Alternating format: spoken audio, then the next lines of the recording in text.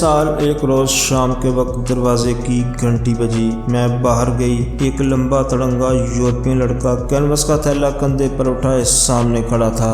دوسرا بنڈل اس نے ہاتھ میں سنبھال رکھا تھا اور پیروں میں خاک آلود پیشابی چپل تھے۔ مجھے دیکھ کر اس نے اپنی دونوں ایڑیاں ذرا سی جوڑ کر سر خم کیا، میرا نام پوچھا اور ایک لفافہ تھما دیا۔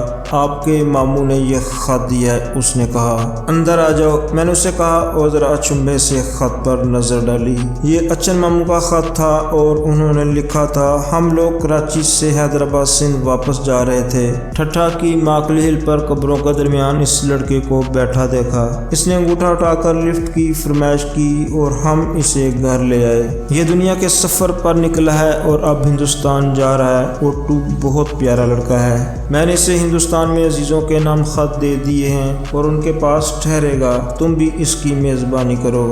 نوٹ، اس کے پاس پیسے بالکل نہیں ہیں۔ لڑکے نے کمرے میں آ کر تھیلے فرش پر رکھ دیے اور اب آنکھیں چوندے آ کر دیواروں پر لگی ہوئی تصویریں دیکھ رہا تھا۔ اتنے اونچے قد کے ساتھ اس کا بچوں کا سا چہرہ تھا جس پر ہلکی ہلکی سنہری داڑھی مونچھ بہت عجیب سی لگ رہی تھی۔ ایک اور ہچائکر، میں نے ذرا کوفت سے سوچا۔ اچھن ماموں بیچارے فشتہ صفت آدمی اس کی چکنی چپڑی باتوں میں آگے ہوں گے، کیونکہ یہ بین الاقوامی آوارہ گرد اپنی مطلب براری کے لیے راہ چلتوں سے دوستی کر لینے کا فن خوب جانتے ہیں۔ شاہدہ نے بھی آپ کو سلام کہا ہے، اس نے میری طرف مڑ کر بڑی اپنائیت سے کہا۔ شاہدہ؟ آپ کی کزن شاہدہ؟ میں بنارس میں ان کے ہاں مقیم تھا اور لکھنؤ میں آپ کی پھوپھی کے ہاں اور چاٹ گاہ میں انکل انور کے پاس رہوں گا، اور اگر دارجلنگ جا سکا تو کزن مطہرہ کے گھر پر ٹھہروں گا۔ اس نے جیب میں سے مزید لفافے نکالے۔ بیٹھ جاؤ اوٹو، چائے پیو، میں نے ایک لمبا سانس لے کر کہا۔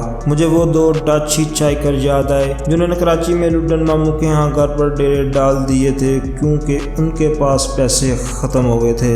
میں ترکی اور ایران ہوتا ہوا آیا ہوں اور جرمنی سے یہاں تک میں نے موٹروں اور لاریوں میں لفٹ لیے ہیں۔ اب لنکا جاؤں گا، پھر تھائی لینڈ وغیرہ، وہاں سے کارگو بوٹ کے لیے جاپان، امریکہ اور اس کے بعد گھر واپس۔ اس وقت تو میں اورنگ آباد سے ایک ٹرک پر آ رہا ہوں۔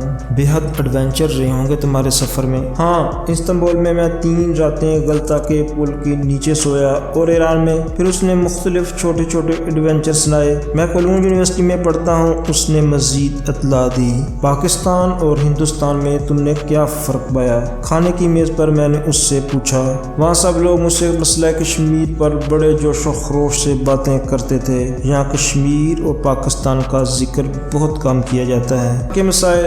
پھر اس نے ہندوستان کے مسائل پر ایک جامع تقریر کی۔ کچھ دیر بعد اس نے کہا، میں دولت مند سے ہوں اور عام یورپینوں اور امریکنوں کی مانند محض تاج محل دیکھنے نہیں آیا ہوں۔ میں رات بھر دکانوں کے برآمدوں میں سوتا ہوں، کسانوں کی جھونپڑیوں میں رہتا ہوں، مزدوروں سے دوستی کرتا ہوں، حالانکہ ان کی زبان نہیں سمجھ سکتا۔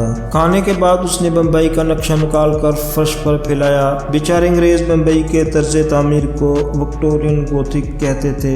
یہاں کیا کیا چیزیں قابل دید ہیں، ایلیفینٹا اور اپالو بندر اور یہ سب گائیڈ بک میں موجود ہے۔ اس نے ذرا بے صبری سے میری بات کاٹی اور ہندوستان کی معاشیات اور عمرانیات پر نہایت ثقیل اور مدلل گفتگو سے مجھے نوازا۔ اوٹو، تمہاری عمر کتنی ہے؟ میں نے مسکرا کر پوچھا۔ میں 21 سال کا ہوں، اس نے بڑے وقار سے جواب دیا، اور جب جرمنی واپس پہنچوں گا تو 22 سال کا ہو جاؤں گا اور اس کے اگلے سال مجھے ڈاکٹریٹ مل جائے گا۔ میں یونیورسٹی میں جرمن غنائیہ شاعری کا مطالعہ کر رہا ہوں۔ جرمنی میں صرف ڈاکٹریٹ ملتا ہے، جس طرح آپ کے BA MA۔ بعد وہ دیر تک جرمن غنائیہ شاعری، عالمگیر سیاست اور ہندوستانی آرٹ پر روشنی ڈالتا رہا۔ وہ تصویریں بھی بناتا ہے، کس قدر بکرات لڑکا ہے، میں نے دل میں سوچا۔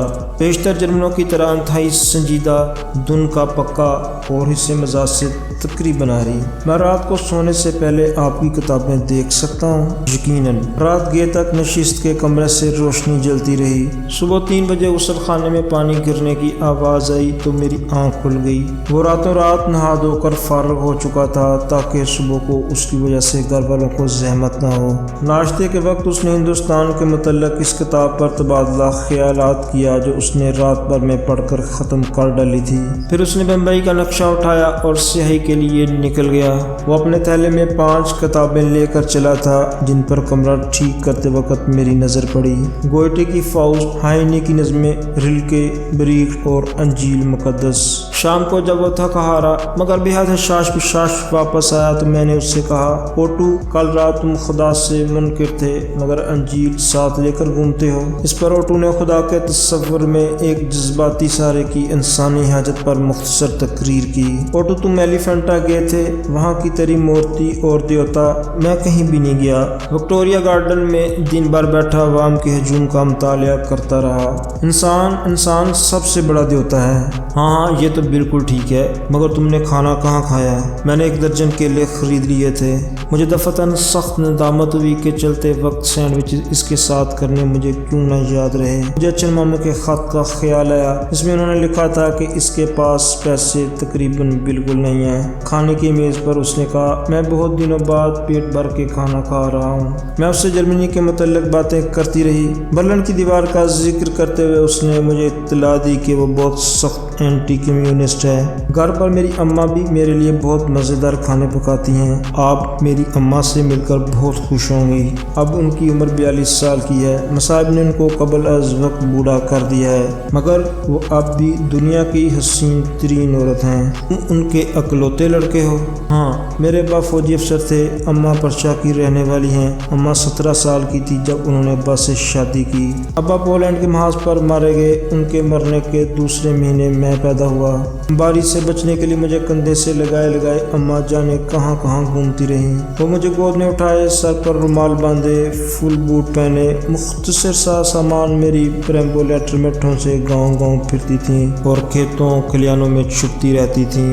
اماں پولینڈ میں ایک گاؤں میں چھپی ہوئی تھیں جب پولیس فوج اس رات اس مکان میں گھس آئے۔ میں اس وقت پورے 4 سال کا تھا۔ میرے بچپن کی واضح ترین یاد اس کورناک رات کی ہے۔ میں ڈر کر پلنگ کے نیچے گھس گیا۔ جب افسروں نے میری اماں کو پکڑ کر اپنی طرف کھینچا تو میں زور زور سے رونے لگا۔ وہ اماں کو گھسیٹ کر باہر کھیتوں میں لے گئے۔ اماں کئی دن بعد واپس آئیں۔ وہ فوجیوں سے بچنے کے لیے اتنے عرصے تک ایک کھلیان میں چھپی رہی تھیں اور میں اس خالی مکان میں اکیلا تھا اور باہر گولیاں چلنے کی آواز پر سہم کر کونوں قدر میں چھپتا پھرتا تھا اور نعمت خانے اور باورچی خانے کی الماریاں کھول کر کھانے کی چیزیں تلاش کرتا تھا اور جو کچھ پڑا مل جاتا بھوک کے مارے منہ میں رکھ لیتا تھا۔ وہ الماریاں سب اونچی تھیں جن میں کھانے پینے کا سامان رکھا تھا۔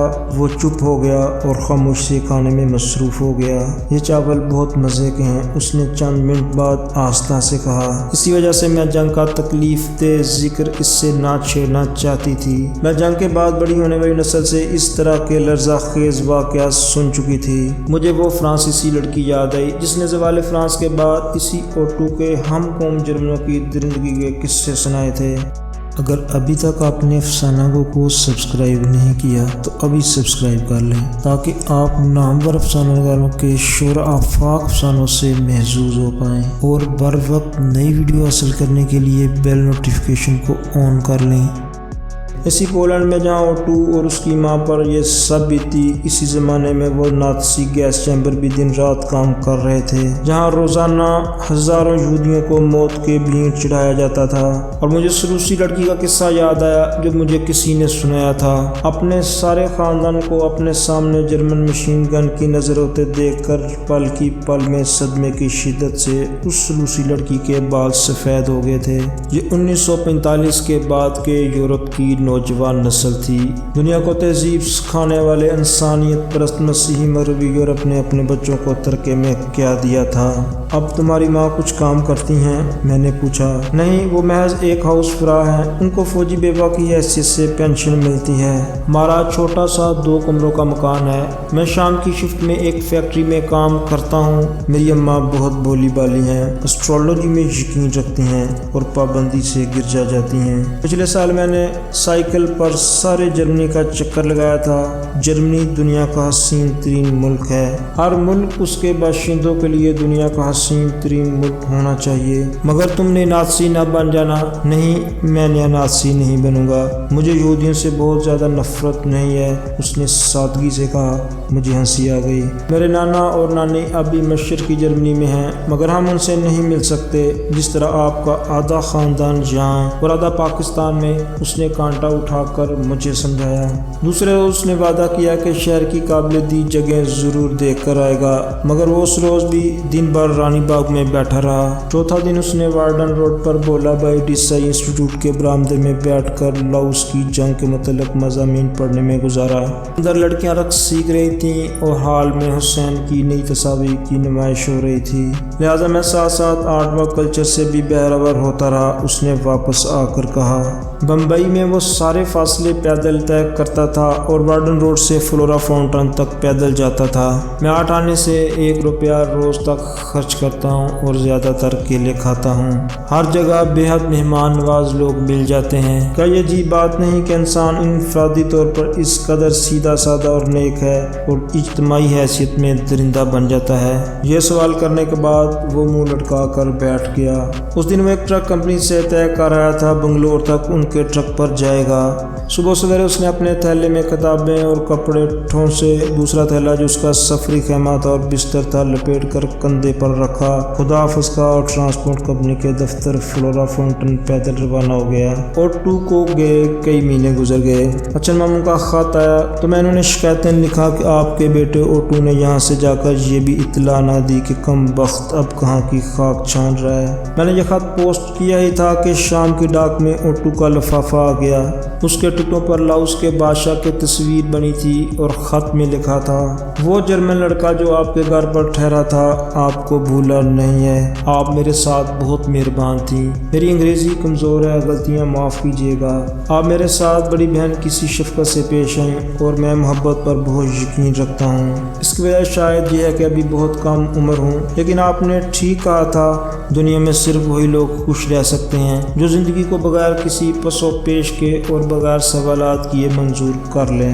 ہم جتنے زیادہ سوالات کرتے ہیں اتنا ہی زیادہ انکشاف ہوتا ہے کہ زندگی کافی محمل ہے۔ لنکا میں نیورا ایلیا سے کینیڈی ایک ٹورسٹ بس کے ذریعے گیا۔ بس میں ایک سنگالی طالب علم سے میری دوستی ہو گئی۔ اس نے راستے میں مجھے اپنے ساتھ کھانا کھلایا۔ اس کا نام راجا تھا۔ اس نے میرے لیے پھل بھی خریدے۔ بس میں بہت ڈول رکھے تھے۔ راجا خوب گانے گاتا رہا۔ آبشار بہت خوبصورت لگ رہے تھے۔ راجا نے مجھ سے کہا چلو ہم سب نہائیں۔ چند منٹ بعد وہ مر چکا تھا، وہ پانی میں ڈوب گیا تھا۔ 2 گھنٹے کی تلاش کے بعد اس کی اکڑی ہوئی لاش ہمیں ایک چٹان کے نیچے ملی۔ یہ سب کیا ہے؟ میں سوچتا رہا ہوں کہ یہ کیسے ہوا۔ ہم میں سے کوئی بھی راجا کو اس حادثے سے بچا نہ سکتا تھا۔ کیا یہ اتفاق تھا یا اس کو قسمت کہتے ہیں؟ راجا اپنے والدین کا اکلوتا لڑکا تھا۔ اس کے بہن بھائی 5 اور 15 کی عمروں کے درمیان مر چکے تھے۔ اس کا باپ نابینا ہے اور ماں بہت بیمار۔ راجا ان لوگوں کا کفیل تھا۔ مدرائی میں ایک نوجوان شاعر نے مجھ سے کہا کہ دنیا کی وجہ سے وہ بہت دکھی ہے۔ مدراس میں میں نے ریڈیو انٹرویو سے کچھ روپے کمائے۔ پھر میں پینانگ گیا جو بڑا خوبصورت جزیرہ ہے اور وہاں بے شمار چینی رہتے ہیں۔ ایک مال گاڑی کے آخری ڈبے میں بیٹھ کر میں بینکاک پہنچا اور بدھ خانقاہوں میں مقیم رہا اور راہبوں کے ساتھ کھانا کھاتا رہا۔ دوپہر کو خوبصورت لڑکیاں، خوش لباس خواتین اپنی اپنی قسمت اور مستقبل کا حال پوچھنے راہبوں کے پاس آتی تھیں۔ زیادہ بخشو محبت کے بھوکے ہیں اور بے تحاشا تمباکو پیتے ہیں اور کوئی کام نہیں کرتے۔ بوڑھی مذہب پرست خواتین انہیں کھانا اور پیسے دیتی رہتی ہیں۔ بہت سے بخشو خانقاہوں میں اس لیے بیٹھے ہیں کہ انہیں محنت کرنا اچھا نہیں لگتا۔ یہ لوگ سخت کا حال ہے، مگر ان کے مذہب میں اس کاہلی کا ایک مقدس جواز موجود ہے۔ نروان کی تلاش۔ بعض ان میں سے واقعی سنجیدگی سے مراقبے میں مصروف ہیں، لیکن زیادہ تر بخشو خانے اور خواتین سے گپ کرنے کے علاوہ سوتے رہتے ہیں۔ نانکائی میں میکانگ دریا میں نہایا، اس کے بعد لاؤس آ گیا۔ دین تین ایک بڑے سے گاؤں کی مانند ہے۔ دھوپ بہت تیز ہے اور سڑکیں گرد آلود۔ صرف راتیں خوشگوار ہیں کیونکہ اندھیرا ساری بدصورتی، ظلم اور تشدد اور خون ریزی کو اپنے اندر چھپا لیتا ہے۔ مچھر بہت ہیں۔ سوانا تک ایک طیارے میں مجھے مفت کی لفٹ مل گئی اور اب میں پکسے میں موجود ہوں، پھر کمبوڈیا جاؤں گا۔ انکل انور کے پاس چٹاگانگ نہ جا سکا کیونکہ برما سے مشرقی پاکستان داخل ہونے میں بڑی دقتیں تھیں۔ میں سرخ چین اور شمالی ویتنام کے لیے ویزا کی درخواست دی ہے، پیکنگ اور ہنوئی سے مجھے پھون پناہ میں جواب مل جائے گا۔ کل میں یہاں سے جنوبی ویتنام جا رہا ہوں۔ اس غلط سلط انگریزی کے لیے دوبارہ معافی چاہتا ہوں، آپ کا بہت شکر گزار۔ Auto Kruger. فروری 1963 کے ایک غیر ملکی رسالے میں ویتنام کی جنگل وار کے عنوان سے ایک رنگین تصویروں والا مضمون چھپا ہے۔ ان تصویروں میں گوریلا سپاہیوں کو بندوقوں کا نشانہ بنایا جا رہا ہے۔ کشتیوں میں بیٹھے ہوئے گوریلا قیدی میکانگ دریا کے پار لے جائے جا رہے ہیں اور کسان عورتیں یہ کشتیاں کھیر رہی ہیں۔ کنارے پر پہنچ کر ان قیدیوں کو گولی مار دی جائے گی۔ دھان کے کھیتوں کے پانی میں سے جنگی قیدی گزر رہے ہیں اور مضمون کے آخر میں 2 صفحات پر پھیلی ہوئی ایک تصویر ہے جس میں دھان کے ہرے کھیت ہیں اور دھان کی بالی ہوا کے جھونکوں سے جھکی جا رہی ہیں اور لمبے پتوں والے درخت ہوا میں لہرا رہے ہیں۔ افق پر درختوں کی قطاریں ہیں اور سبزہ اور پانی۔ یہ ایسا دل فریب منظر ہے۔ مصور جس کی تصویریں بناتے ہیں، شاعر نظمیں کہتے ہیں اور افسانہ نگار دھرتی کی عظمت کے متعلق کہانیاں لکھتے ہیں۔ ان ہرے بھرے درختوں کے پیچھے کسانوں کے پرامن جھونپڑے ہوں گے اور اس گاؤں کے باسی تنکوں سے بنی ہوئی چھجے دار نکیلی ٹوپیاں اوڑے دن بھر پانی میں کھڑے رہ کر دھان بوتے ہوں گے اور گیت گاتے ہوں گے اور فصل تیار ہونے کے بعد منڈی میں جا کر محنت سے اگایا ہوا یہ دھان تھوڑے سے پیسوں میں فروخت کر کے اپنی زندگیاں گزارتے ہوں گے۔ اس ندی کے کنارے لڑکیاں اپنے چاہنے والوں سے ملا کرتی ہوں گی اور نوجوان مائیں رنگ برنگے سرنگ پہنے گڑے اٹھائے اپنے بچوں کو نہلانے کے لیے دریا پر آتی ہوں گی۔ لیکن اس تصویر میں جو اس وقت میرے سامنے رکھی ہے، کٹے پھٹے چہروں والی نیم اریاں اور خون آلود نوجوان لاشیں پڑی ہیں۔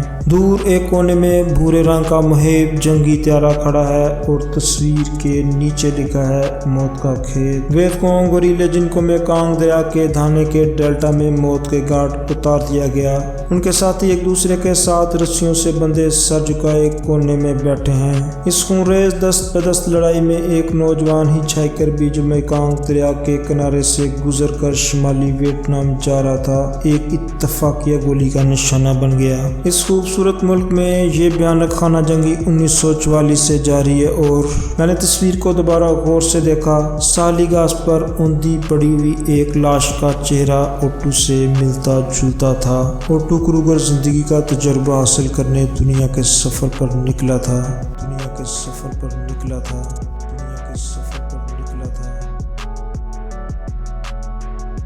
افسانہ گو کی ویڈیو دیکھنے کا بہت شکریہ۔ چینل کو ضرور سبسکرائب کر لیں۔